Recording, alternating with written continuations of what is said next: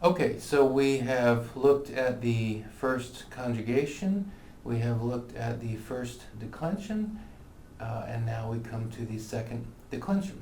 And as we said when we were looking at the first declension, the large majority of first declension nouns are feminine, and second declension nouns are either masculine or neuter. In this video, we're focusing on second declension masculine nouns. Most of the masculine nouns in the second declension end with US. Some end with ER. Let's look at some of the second declension masculine nouns that appear in the Gospels.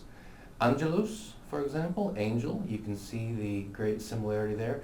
Angelus actually comes from Greek, angelos, which is the word for messenger. Deus, God. Now notice God, that's a German word. God is a German word, but we do speak of the deity, right? And that deity comes from Deus. Discipulus, pretty straightforward. Our word disciple comes from that. Dominus, our word dominate, dominion, comes from that. It means Lord. Filius, son. We've spoken before about a fairly, you hear the word in English, but not very often. Filial responsibility, the responsibility of a child to a parent. In French, you'll see fille, fils, and those are clearly derived from that. And we do have filial, but it's not very common in English. Anyway, filia, you remember his daughter. Filius is son. Oculus, eye, as in binoculars, right? So kind of your binoculars are your two eye things, something like that. And if we thought about it, we could find other words, English words related to sight that are related to oculus. For example, a monocle. So this would be, instead of two eyeglasses, one window of your glasses for each eye, you just have one. That's a monocle. Publicanus, tax collector, sinner. We do have words that have that publican in it. I'm not really sure if there's a connection to this Latin word, so right off the top of my head I can't think of a word that is in contemporary English that's related to that Latin word. I'm pretty sure that there is one, it's just not in my mind right now. Populus, the people, pretty clear. Popular comes from this. If you're talking about politics, you might refer to a populist, that is a person who appeals to the people. Ager, meaning field. So now we have a couple of ER, second declension masculine nouns, ager. And our word agriculture will be related to this. It means field, so that makes sense. Puer, meaning boy. We have a word in English, you don't hear it often, but puerile, meaning, stop acting in such a puerile way, stop acting in such a childish way. You don't hear that word very often, but it's there. Okay, and then just as is the case with the first declension and the second declension, we have words that place names and people names that are in the second declension. Aegyptus, Egypt, you can see it's pretty close. Christus, pretty clear, that comes from the Greek. Petrus, Peter. Pilatus, Pilate. Those are pretty easy to make out. Let's look at how these second declension nouns decline. And just look at the ends of the words, just as we did with the first declension. And so in the singular filius, so the US ending is there. The genitive, now it becomes, we drop off the US and we add an I. Dative, O. Accusative, UM. Ablative, O. So notice the dative and the ablative are the same. And so this is one of the tasks before us when we're working with Latin, figuring out when we're reading something, am I looking at the dative, am I looking at the ablative? We go to the plural, and now we drop off the US and we add an I, which looks like the genitive singular. So here we go again, genitive singular, nominative plural are exactly the same. And so that's our work, to figure out when we're reading something, what am I looking at here? Am I looking at the genitive singular, or am I looking at the nominative plural? And if we just give it a few minutes a day, persist, we'll work it out. Filiorum, just like the arum in the first declension, A-R-U-M in the first declension, in this case aurum, thankfully that's pretty straightforward. So as soon as we see that ending, we know we're looking at the genitive plural. Filiis, right, dative. Filios, accusative plural. Filiis, notice that once again the dative and the ablative look the same. Now we go down to the ER verbs, the ER nouns, second declension nouns. Genitive singular, we have the I again, the O with the dative, the UM with the accusative, the O with the ablative, the I with the nominative plural, ORUM genitive plural, IS dative plural, OS accusative plural, IS ablative plural. And so the endings are the same, other than in the nominative singular, right? Genitive singular, for example, I. Dative singular, for example, O. Okay. Genitive plural, for example, ORUM. Remember, when we looked at the first declension, we had philia as our representative noun. I'll skip over, but then we come back to our second declension, right?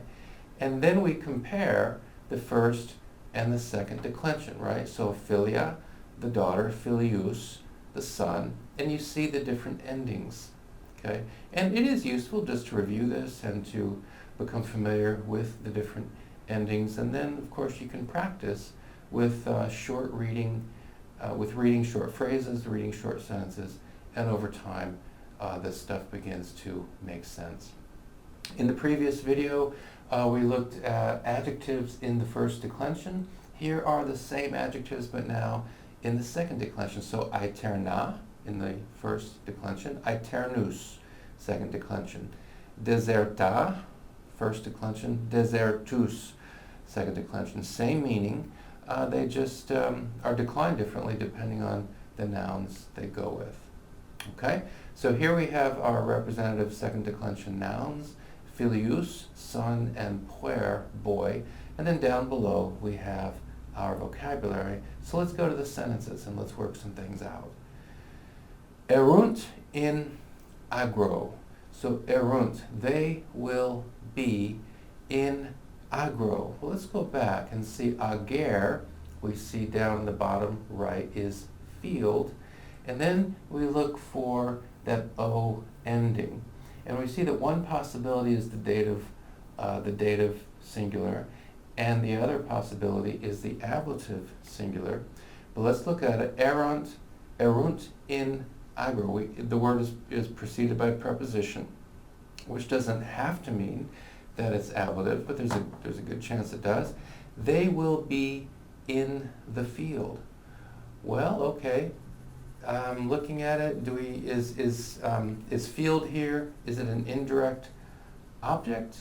I don't really see that. What I am seeing is some information. I'm getting some information about the verb. They will be. Oh, okay. Well, where will they be? What will they be doing? Well, they will be in the field. And so it looks to me that ager, their field, would be in the ablative case because it's giving us information about that verb, how the action of that verb is being carried out. Dominum Deum adorabis. You will worship, you will adore Dominum Deum. Dominum. There's Dominus, the Lord, Deus, God. Both of these words, it's pretty clear, are in the accusative singular. Why? Because they are simultaneously receiving the action of adoration. You will adore Dominum Deum, the Lord God. Viderunt puerum cum Maria. Viderunt, they saw. Puerum, let's go back and look. Looks like puerum, there's only one possibility. The boy, accusative singular. Well, how does that make sense? They saw puerum. So the boy, the puer, is receiving the action of being seen. Viderunt puerum, accusative singular. Cum Maria. Cum is with, preposition, Maria. And so Maria there, we could go back and review the first declension. Maria there is declined in the ablative, the singular ablative. They saw the boy, So the boy is receiving the direct action of being seen.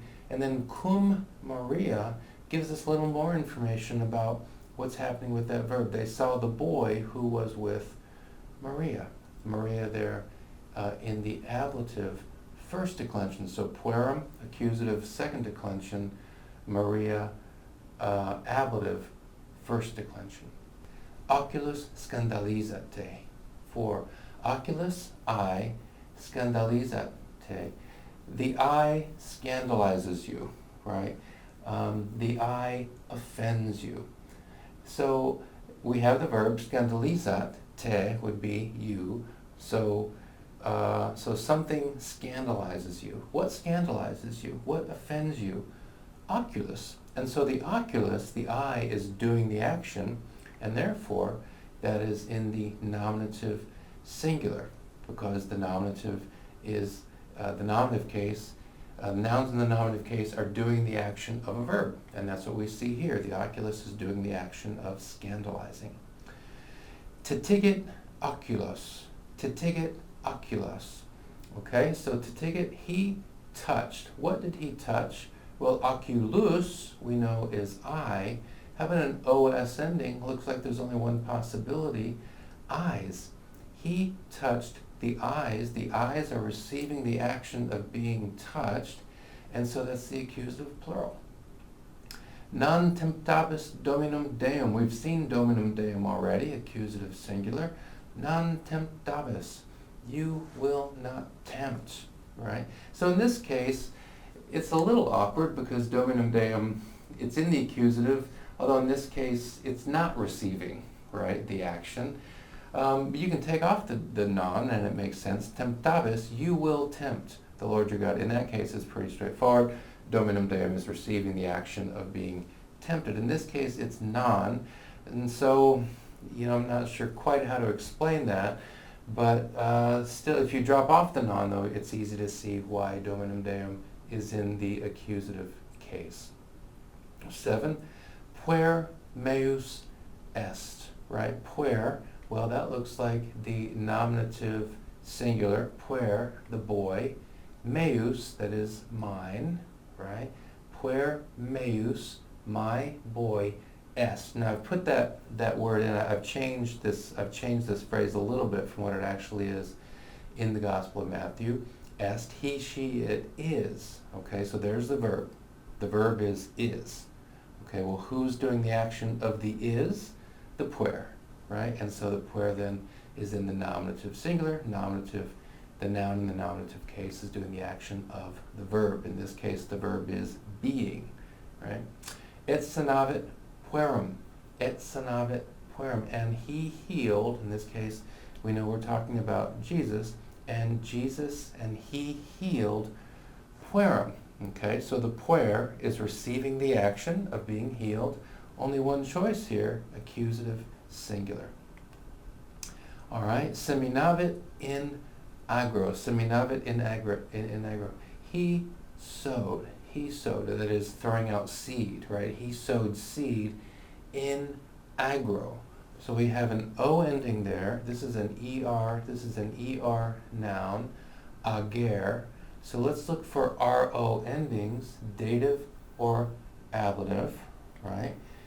Well, we have the verb he sowed, okay?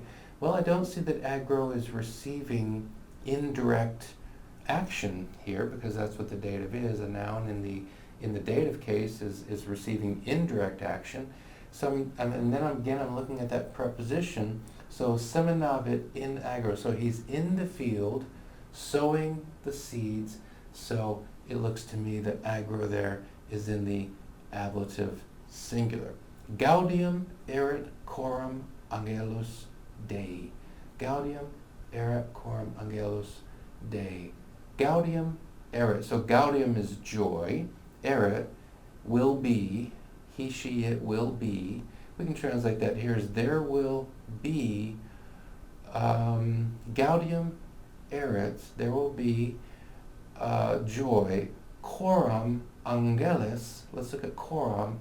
In the presence of. So that's another preposition. Coram, in the presence of angelis. So we're looking at and an is ending, there will be joy in the presence of coram, that preposition again. So that's a good indication that we're probably looking at the ablative.